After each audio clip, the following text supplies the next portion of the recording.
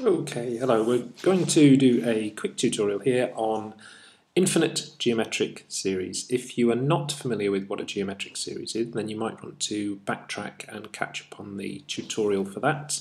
You should see the link popping up on the screen. If you are familiar, then carry on. What I would like you to consider to start this off is, let's start our geometric series off with 5. I'll use a multiplier in the first one of 2.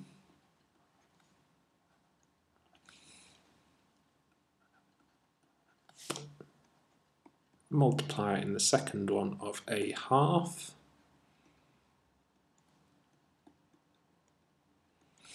And what you will notice here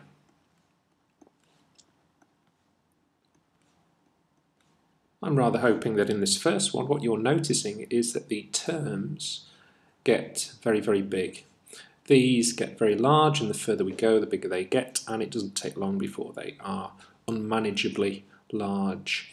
This second one, however, what you're probably noticing about these is that these are starting to get quite small, and in fact if we choose very large values of n, go a long way into this series, we see these terms, what we call tending towards 0. They get so small.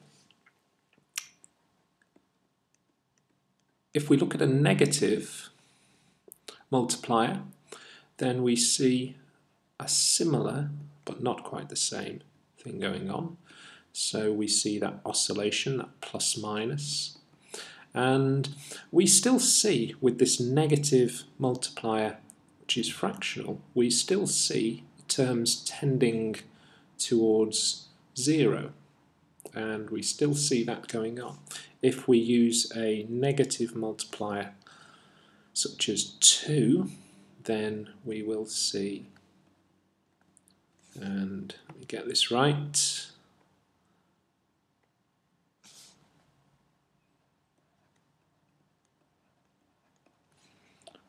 and on that goes, we will see in this case the terms once again getting very large. We are interested in the infinite series in which we notice the terms tending towards 0. These ones, I will maintain, we can actually add up. You could probably see the logic in the assertion that if we want terms to tend towards 0, we need a common multiplier between 1 and minus 1. Another way of writing this is to say the modulus of the common ratio is less than 1. So either of those expressions to explain that we want to deal with these particular sequences. Now, dealing with the infinite, a slightly strange topic, but one which in fact crops up a little bit more than we might care to think. What I would like you to consider is that you have just got tired of this tutorial and you are about to be on your way. You're about to try and, you're about to try and wander out of the room. Off you go, there you go. But to get out of the room, to get away from this tutorial, you need to travel to the door, which happens to be, there's the door, which happens to be 10 meters away. Okay, so make your way as you go. Now, you won't be quite out the door yet, you can probably still hear me, and what I would maintain is that to get out of the door, to get away, there is no doubt about it, you have to travel the first 5 meters. Now, when you have, you will notice there's still a bit of a way to go. In fact, there's 5 meters left to go, and no doubt about it, you've got to travel half of that distance. Having done so, you'll notice there's, although smaller, still a bit of a way to go, and you will have to travel half that distance. Now, it seems to me that what's going to happen here is each time you look up, you will see that there is a ever decreasing distance, but no doubt about it, you've got to travel half the way across. And Although you keep looking at smaller and smaller distances, what you don't seem to manage to be able to do is quite get out of the door. So there doesn't seem to be any way out of this tutorial. So as you keep walking, the distances get very, very small, but you've still got to cover half the distance. However, I think we can probably agree that at some point, if you really want to, you will be able to cover the 10 meters and get out of the door. So dealing with the infinite, sometimes it sort of makes sense.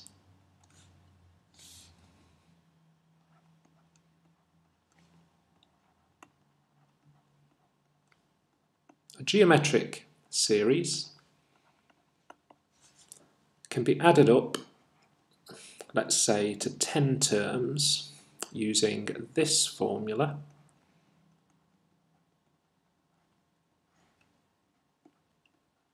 And in the case of this series here,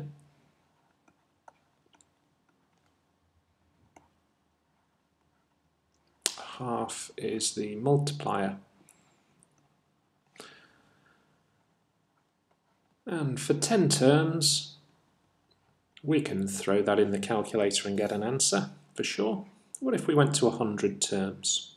Well, it would be remarkably similar.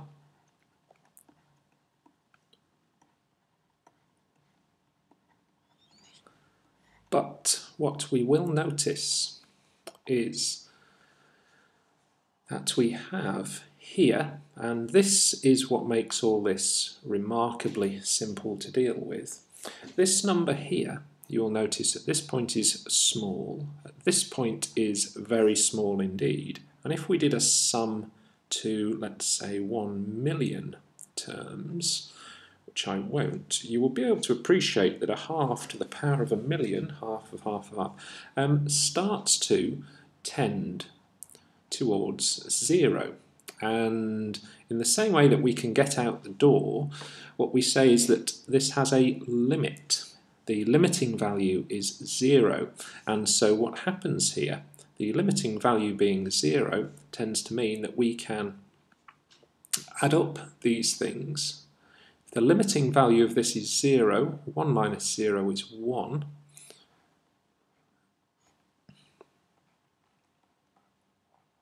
And we see a remarkably simple formula that the r to the n tends towards 0, 1 minus 0 hits a limit of 1, and there's our formula.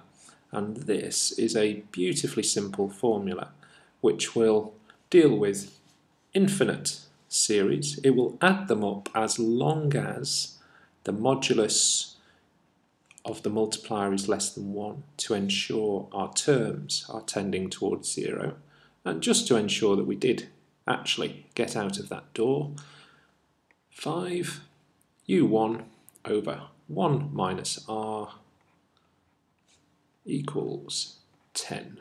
There we go, done. Let's just have a quick look at another one.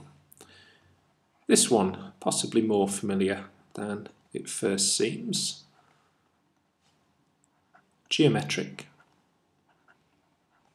constant multiplier, and the multiplier is 1/10, 0.1. That means that we should be able to add it up. 1/10 is most definitely modulus less than 1. So the sum to infinity of this, first term, 1 minus the multiplier of 1/10,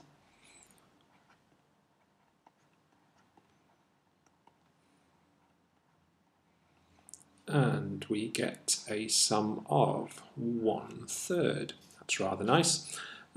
What I'd like you to consider is that what we've just done is we are adding up these terms, and you might see what's happening here. And if we keep going, then 0, 0.3, 3, 3, 3, and onwards. And I suspect many people are very happy to imagine that 0.33333 recurring all the way to infinity is indeed 1/3. And finally, let me just spin this around a little and tell you that I've got a sequence. I add it up, and I add it up to infinity, and I get the answer 6. Possible? Well, I would hope so. What we will do is we will suggest that the sum to infinity is u1 over 1 minus r. The sum to infinity in this case is 6. First term was 5, 1 minus r. Let's just deal with this. Multiply by 1 minus r. Let's get rid of that bracket.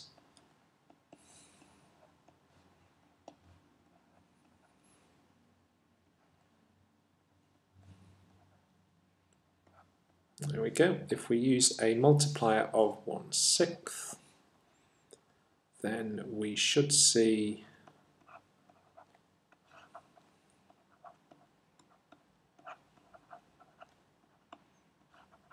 and on it goes, and it will add up to 1/6. So there we go. We have a sum to infinity for our infinite geometric series, as long as we ensure the multiplier that we're using is modulus less than 1.